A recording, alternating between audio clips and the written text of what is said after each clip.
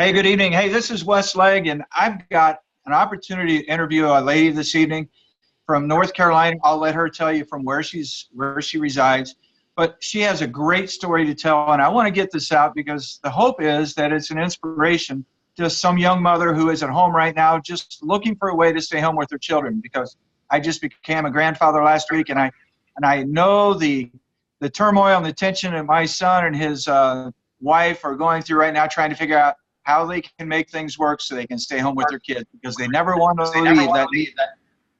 So I'm going to introduce you to a friend of mine from North Carolina. This is Kebie Whitehead. Kebie, would you please just tell us a little bit about yourself, just a little bit of background before we dive into your story? Yeah, thank you, Wes, for having me. And my background is healthcare. I was not a nurse. I worked the front desk.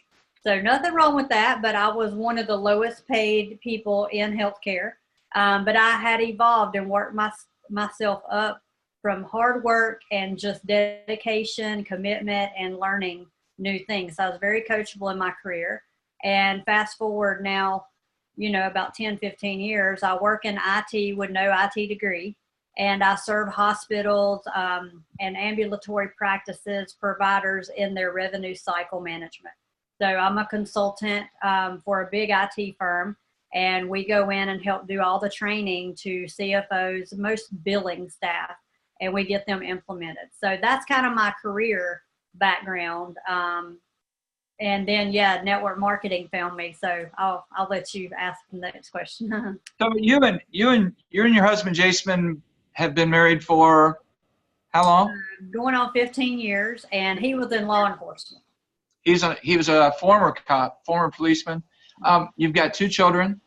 Mm-hmm. Can you share a little bit about your children? How long? I mean, ages? Yeah. So Maddox is 8 and Maisie's 11, and Jason and I got married really quick. We kind of knew we were meant for each other, and we got married within a year.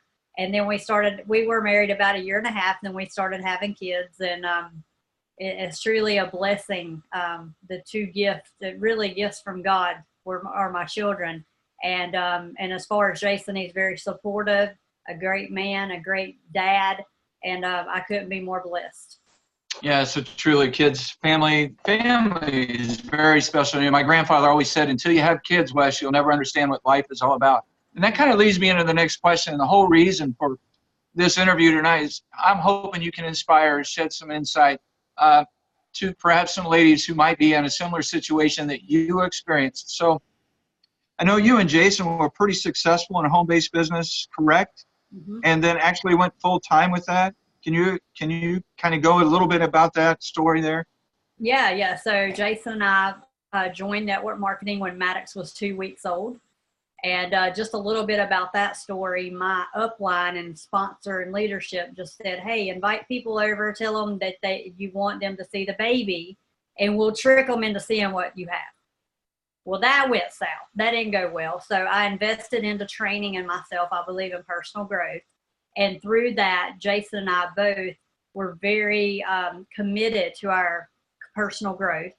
And we were able to earn 6 figures within 2 years with that company. The first year, we barely missed 6 figures. We made $80,000 that first year. So it was about $87,000 on our 1099. And I don't make claims or anything. I say that was with hard work. And so we resigned from our jobs. We didn't retire because they didn't send us no more money. We resigned, and we just went to work full time, and life was great. We seen huge months in that company. And we had some bad months, but we didn't live above our means, but it took all that income to replace 2 incomes. So Jason was a cop. He didn't make a lot of money. I didn't make a buku, but us combined was, a pretty decent living.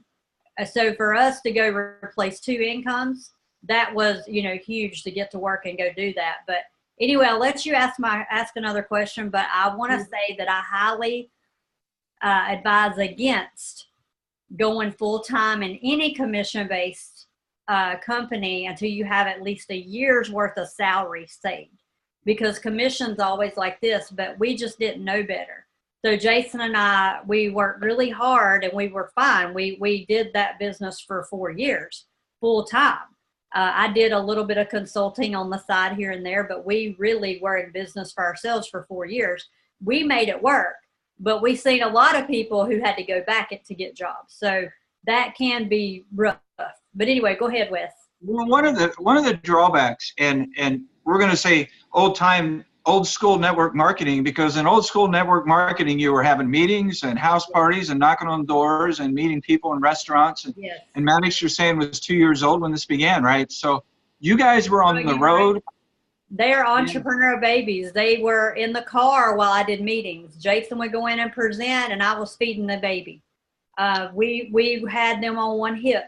I had one on one hip. Jason had the other, and we were in house parties. So, yeah, our business was on the road. So when I say we worked it, we were in somebody's house every night, including Sundays. We were driving on the weekends to meet people who sometimes didn't even show up.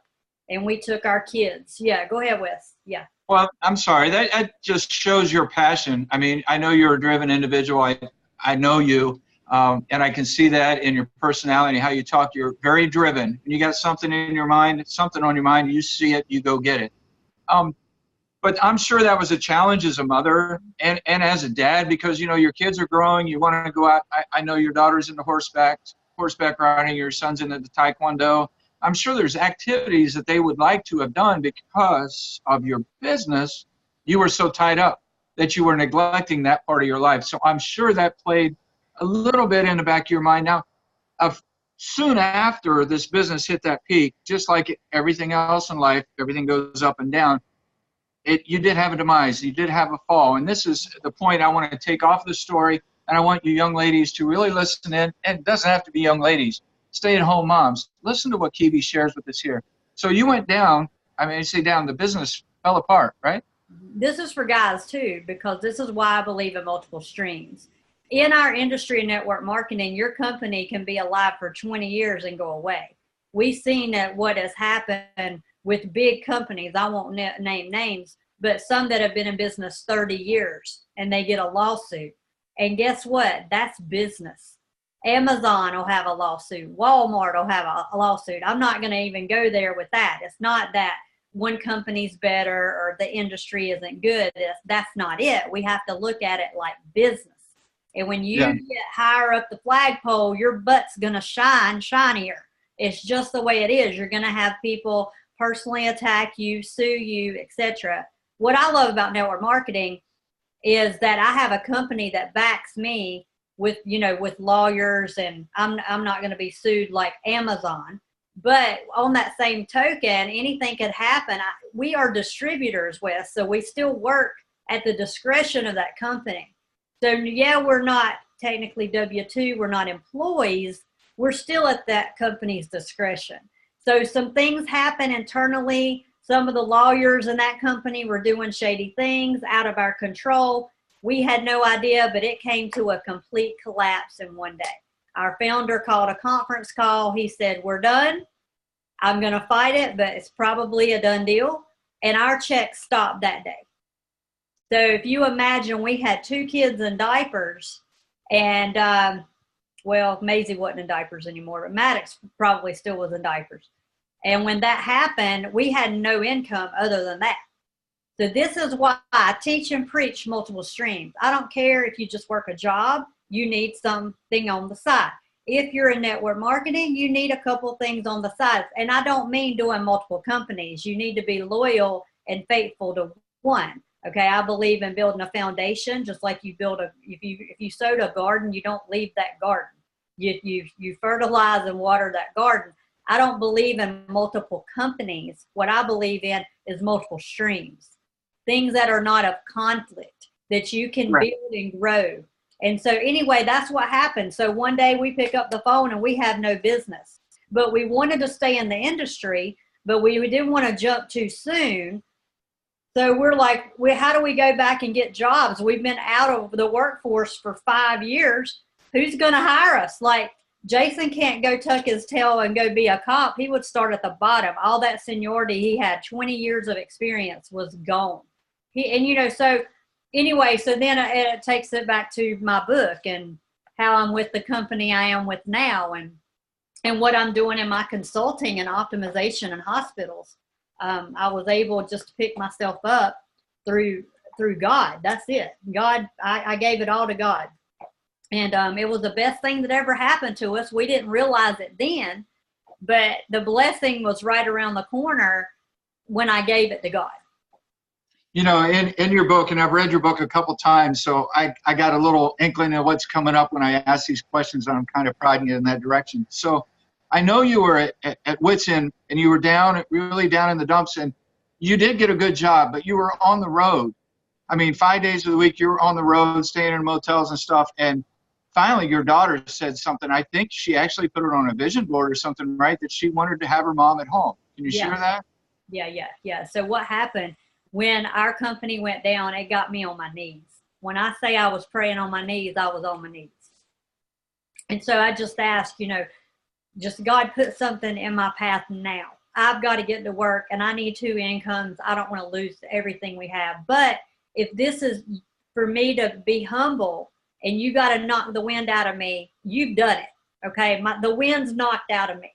But Wes, when I gave it to him, I remember that day because I get emotional because I was on my knees.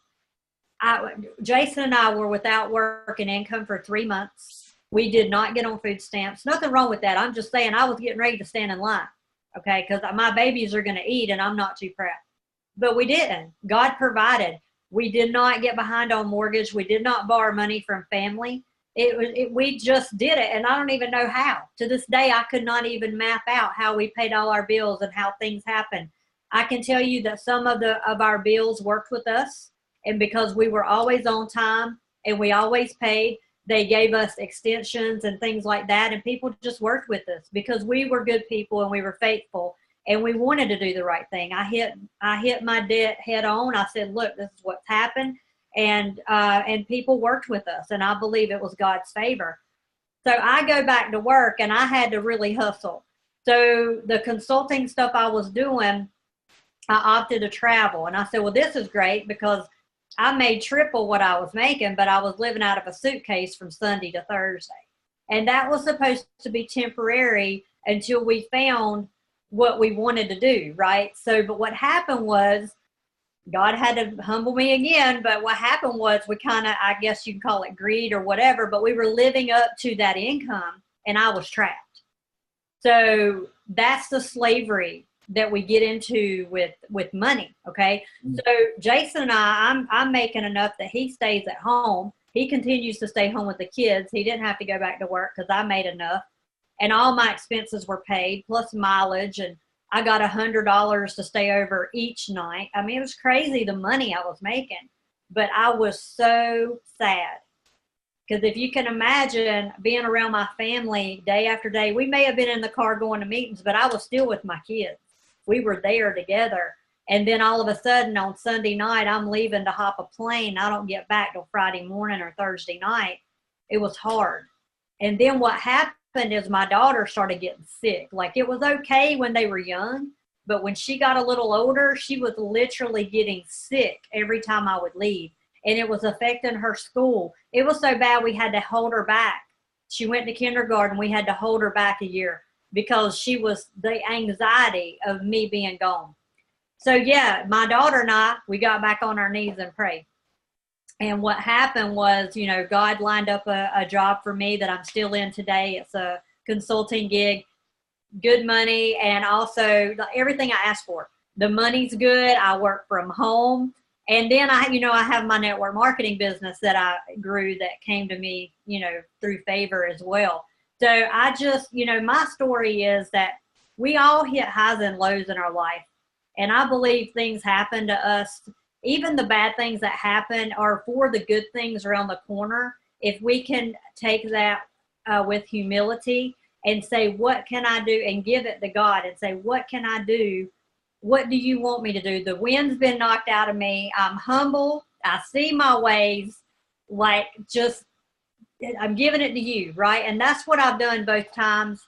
And I did write about it. And also I do believe in vision boards. And when Maisie and I were praying, and believe me, we were praying every night together. And another thing is, if you want to agree in prayer, pray with a child, because their faith is, just unbelievable. And and if I even told you how I lined up the consulting work I do, it shouldn't have happened. Like there's no other way but God. There was not even an opening. It like shouldn't have happened. So, but anyway, they were praying. I was praying just crazy good.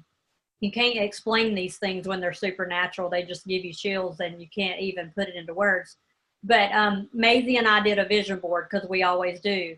Whatever we want to manifest in our life, we put it on paper, and that's scripture, you know, and I talk about that in my first chapter of my book is vision, because without vision, you perish. And I believe that's the road we were on too, Jason and I. We were living large. We had it made, you know, but then you lose gratitude and you lose vision in that because we become complacent. Even in that second gig I had where I'm supposed to be temporary, I got lost in my vision that didn't become temporary. I was becoming enslaved because we were living to the means of that income. How do I get out of that? I've got to drop back some. I've got to sacrifice a little. And that's the lessons I think God teaches us, is the wind needs to be knocked out of us sometimes so we can see. You know, Kebie, I love your story, and we're going to talk about your book here when we close it down the interview, because that's a part that you need to get out there. Her book is awesome, guys. I've read Kebie's book. I enjoyed it so much the first time. I have read it a second and in beginning a third, because every time I pick it up and read it, I pick up something else. So it's pretty incredible. But one of the things that I really admire about you, Kebie, and I know that you went through some hard times, and now you've got your feet back on the ground, and it's your faith in God, and I praise you for that. I think it's pretty awesome that you stuck to your guns and your faith is strong. But you're the kind of person that works on yourself, right? I mean, you spent a lot of time, and maybe you could share that with us. You paid for, I know you're saying network marketing found you a second time, which I don't know if anybody's never been exposed to network marketing, but you built a large group and then it went belly up, and now you got to start all over again. So you're probably a member of that NFL club, No Friends Left Club, because here comes Kebie Whitehead. Now what's she doing, right? So it was probably difficult to start out a second time. What did you guys do to overcome that? Yeah, so, well, we were very blessed that we did move with people. You know, there were some people, but there was a lot of division. There was a lot of gossip and drama, and there was my upline went to another company, so they took some of my team. And by the way, this is business. So that's how I looked at how do I overcome? Well, I treat it like a business owner. That if I had an Exxon and a Citgo come in beside me, the way it goes, right? You win some, you lose some. So that's why I never compare myself. When I hear people say, oh, but so-and-so made it to this rank in this amount of time. So I don't know the underlying factors. When I sit down and do the research behind that person, their factors are very different than mine, you know? So when I look at what I've done in network marketing, I'm not trying to toot my horn or anything, but we've worked very hard, very part-time. I'm part-time earning the income, so I can't be compared to someone full-time. And some people who are full-time, do they have a spouse with income? You got to look at all these factors. So I never, ever compare myself, because here's what I'm doing. I know where I'm going. I know my vision. I know I'll be a top female money earner in the industry. It's not when. I mean, it's not if. It's when it's going to happen, right? It's no if or buts about it. It's going to happen.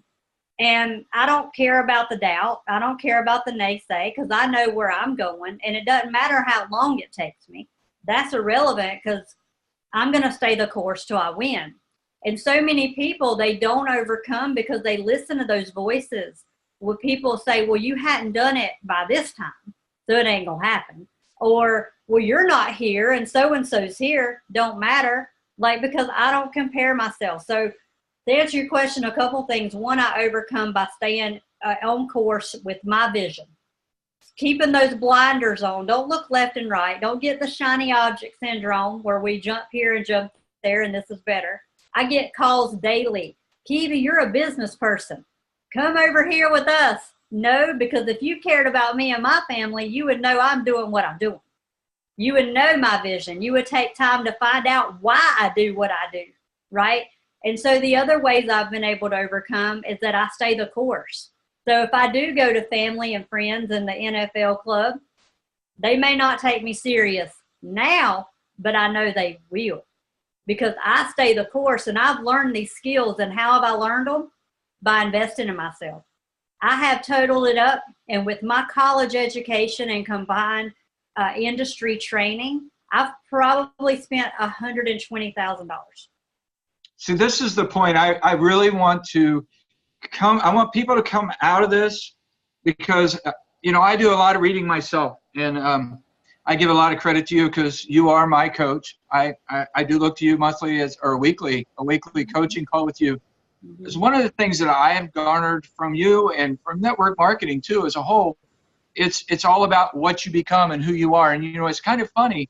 You watch the people at work that haven't picked a book up since high school, and that was only because they were told they had to read it, and they haven't done anything with themselves. And you find they're just like walking in their sleep, just going through the motions, just getting a paycheck. There's no aspirations to do any better or become any more because they're not aware of what's going on. They don't know anything or understand the process behind what you just explained about controlling your thoughts.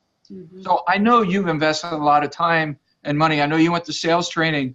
Can you share, do you have a coach yourself? Did you invest in a coach yourself? Oh, yeah, I have 5 coaches. So I can't expect people to buy into me as a coach if I don't have a coach, right? So yep. I do have 5 coaches I personally trust and work with weekly, some monthly, and some quarterly. I do lots of training. Like right now, I'm in Penny's declutter class. And by the way, she's a client to me. So I believe in sideline, cross-line coaching. People have talents. There's no one person better than the other. So it doesn't matter. I get coached by my coaching clients because we have so many things to offer and talent, right? That, Penny can bring what I can't bring. And that's what I love about our community that we're growing together with.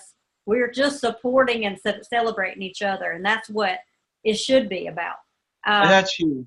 Yeah, it is. People don't even understand that, but that is what everybody needs to make it. That's what I didn't have my first 4 or 5 years of network marketing. I didn't have that support. I didn't have that community. And by the way, I didn't have that social media. I was there and I was doing it, but I had like a hybrid model. I was still doing the home meetings and stuff. Now we're 100% online. I earn the income I earn 100% in my home, and usually from this right here, my phone.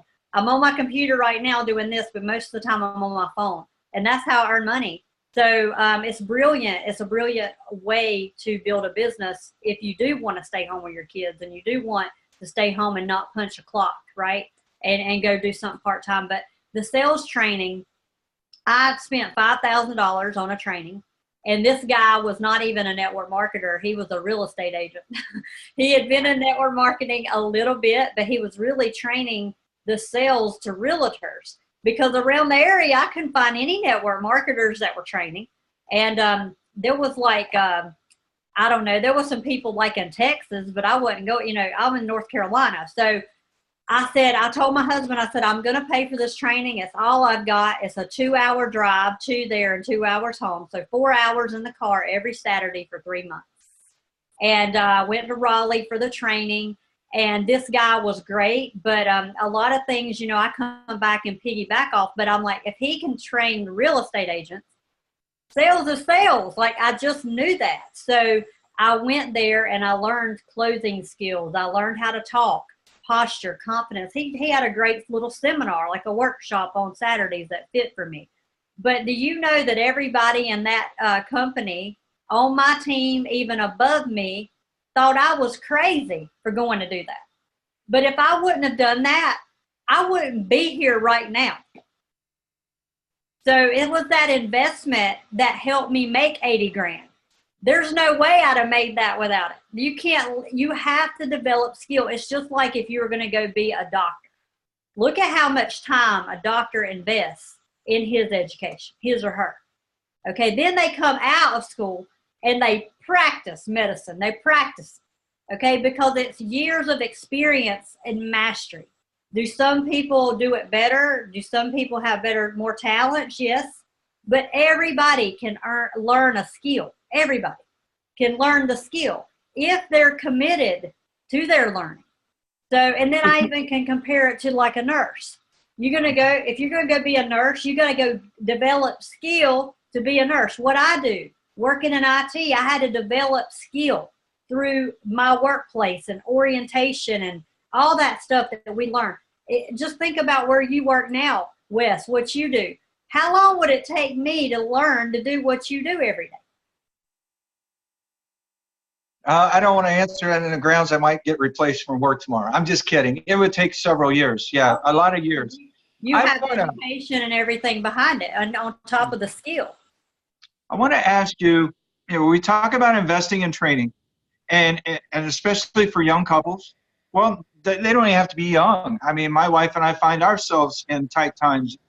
To take that money and then take that money that we would use to go out and play, or take that money that we would use to go out and pay bills, or to take some of that money and now put that over here and invest in me for training. I mean, that's a leap of faith. But what I'm finding from listening to you, and I'm just going to shut up and let you explain this. People need to understand, when you invest in yourself, what do you get back from that? Well, I told my husband that I'd get the money back. I said, I'll make the money back, but you can't put pressure on me to do it in 30 days. But if you give me time to soak this in and you don't make me feel bad about it, because I don't need that voice. I need someone to support me. I'm very straight up with my family that if you can't support what I'm doing, there's the door. I don't want to hear it. So, I was upfront, but by the way, we took our tax money. So we didn't just have $5,000 laying around. We took some tax money, and then I had, some extra that I put together and I paid on it. And I think the seminar, it wasn't $5,000 up front. It was like a deposit, and then I got to make a couple payments. So that worked for us. But, we didn't have that tax money. We would have probably went out to eat on or done something stupid with it. There would have been, it wouldn't have been invested. Because most people go through their tax refunds, they don't invest them. They buy TVs or whatever with them, right? Right. So I'm saying, Jason, if you want me to do this business, and I've got to learn how to do it. So either I'm going or you're going. Well, he didn't want to go. He would have rather stayed home with the kids, right? Because understand, back then we were still working jobs. Right. So I worked Monday through Friday. He worked. He's on call because he's a detective. He had a very mental, exhausting career. And I mean, my career wasn't that, but he had a mentally tough job. When he come home, he didn't want to think no more. I mean, he went out on murders and suicides and things. I didn't do that. He had to see some really bad things. He wanted to come home and just not think, so he didn't want to do it. So I'm like, I'll go do it and I will get this money back. And Wes, I probably earned that money back within 2 months. I believe that. I really, really can't believe that. Kebie, I want to kind of wind this down, but one last thing before we close this out, because if I keep talking to you, there's not going to be a purpose to go by your book, because the whole last chapter is about her story, and it brought tears to my eyes, and it's so encouraging, it's so uplifting, the last chapter of your book. What got you to write the book, and then you published your book yourself? I think people need to know that. Yes. Okay. So I had a prompting spiritually that I needed to write. I'm a communications major. There's no reason I write. Okay. So I had done a Bible study for 2 years. I still have lots of research and notes, Bible studies that we apply to our lives. We did that call for 2 years every day, if you can imagine the content I have. So I had enough stuff to write a book. I just had to get it all together. I had to put it together, add to it a little bit. Anyway, it took me 3 months. But I had to pull back in all my businesses. So all I did was work my job. And then every day after work and on weekends, I worked on my book. And I said, because I had kind of a prayer with God. And I said, really, now I have to write my book? Now. Because at that time, we had a big leader join our team. We flipped legs 4 times. If you're in a binary, you know what that means. We were cashing into bank. But before all that happened, I was building that leg, and we didn't have that leader come in, right? So I'm like, I'm in build mode. This is money for us. I can't pull back. I've got people working. You know, I had all this stuff I'm going on my head. I can't stop. But with that prompting, I knew obedience. That's one thing I've learned, right? So I called all my leadership and I said, I'm pulling back. I'm not going anywhere. I'm super loyal, but you won't see me at all until I write this book. And they were all supportive. Okay, yeah, whatever you got to do. But I'm like, I'm not going to be on calls. I'm not going to be, I'll help my team as I can, and Jason will too. But no more recruiting. Like, I have to do this book. I feel spiritually prompted. And Wes, after I wrote the book, it was maybe a week before I finished. No, maybe halfway through. We had a guy, a leader, come over in that leg and bring 100 people in one day. So we flipped our legs. We started cashing in bank. My checks quadrupled while I was writing this book. I'm getting capped out because I wasn't hitting but like white gold, and my checks were capped. And I'm like calling Z just saying, so you're telling me that there's money on the table I'm missing? Yes. But it didn't matter because my checks were given to me because of my obedience. God provided. I didn't have to do anything. He provided. When I wasn't even there, I had no hands on my business at all. It all happened. So those checks came in. Then I self-published, and I said, you know what? I really need to take my coaching to the next level, because there's people out here who want to write a book, and I can help them. So that was the process too that I went through. But then even other things that happened, we sold our house in 30 days. We were trying to sell our house for 3 years. We had it listed with 3 years. Nobody took a bite. All the bites were so ridiculously crazy we wouldn't even accept. So we had took our house off the market. We had somebody come to our house. We didn't have to pay a realtor. They came, they said, we want this house. They gave us $10,000 more than what we asked. Everything lined up. We're in our dream house and all because I was obedient. And if you knew that whole background, like, who sells a house in 30 days? Nobody. Yeah, I mean, that's difficult. You don't find a house, sell a house in less than 30 days. It is unheard of. And these people didn't even pay cash. They had to get a loan. So how do you get a bank loan in 30 days? It was all favor. It was all favor. So like my next book, we'll talk about all that, being obedient, because there were times I wanted to pull off from writing the book because my business, my network marketing business, was falling backwards. And I was scared. I'm like, the people who are working aren't working no more, you know, and my checks are going smaller and smaller. And I'm like, this is going to be hard to build. Stay the course, do what I said, stay obedient. And now, you know, I'm not a bestseller. I don't want to be. In fact, I told God, I'm not promoting this book. I'm not going to buy ads. I'm not going to go in debt to be a bestseller. You bring the people who needs to hear the story. And you know, I've got a paycheck on this book every month.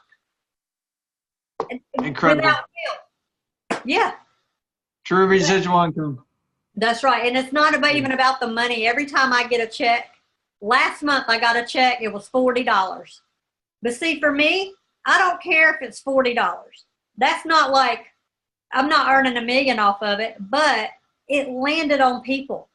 That's what it's about, is being able to testify to God's favor and what people can apply, these principles that I teach in their lives. That's what matters, not the paycheck. I get excited when I get paid off the book because I know somebody bought it and it's going to help somebody. That my story might help them, because here's how I'll close out, if you don't mind. No, go right ahead. You know, if I didn't invest in myself and hire a coach, hire mentors and trainers who believed in me, I would not be sitting here telling the story. I'd be watching television after I worked a job I hated, okay, because I wasn't the person on anybody's list that could go do something. I was skipped by all my friends in network marketing. I was not on any list. I wasn't approached. And the person who approached me, they literally just wanted to make a quick buck off me. They split like a potato. They never helped me again. I want to change the face of our industry and show and prove to people that anybody from anywhere can do it if they develop skill. Anybody can do it. And so, and when I say do it, go have success you want. For me, my success, yes, I like the income. I got to have income to feed my family. It's not about money. It's about being in a story. I want to be in a testimony. If it's that I help someone with a product, I help them through coaching, I help them through social media, or I help lead them to God. Because before network marketing, I was not close with God at all. But somebody took time to help me see and believe in me and show me the way. And that's what I'm here to do, is to pay that back. Because if somebody hears my story and it leads them closer to God's favor, that's everything. That's what it's about. Thank you so much. That is so spot on. That is so awesome. I highly encourage anyone to hold your book up again so they can see the title of your book. It's Breaking Free.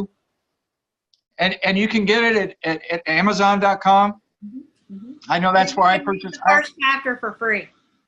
Yes, I got it. I downloaded it on my Kindle, and I've read it numerous times. You know, one of the touching things, and I see it reflected. I read a lot of Wayne Dyer, and Wayne Dyer says, you know, if we would learn to step out of the way and let God unfold, God's doing you. So God wants to do a wonderful work in your life if you can get out of the way and let Him do it. And that's partly being obedient, and that's what you did.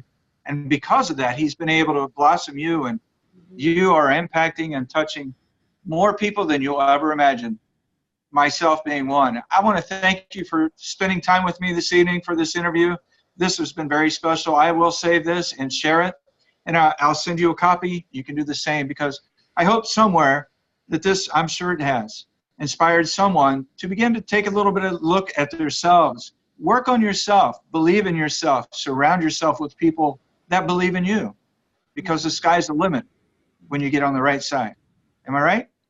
That's so true. And thank you for having me, Wes, and you're truly a blessing. Thank you. Thank you so much. You have a good evening. Thank you. All right. Bye-bye. Oops.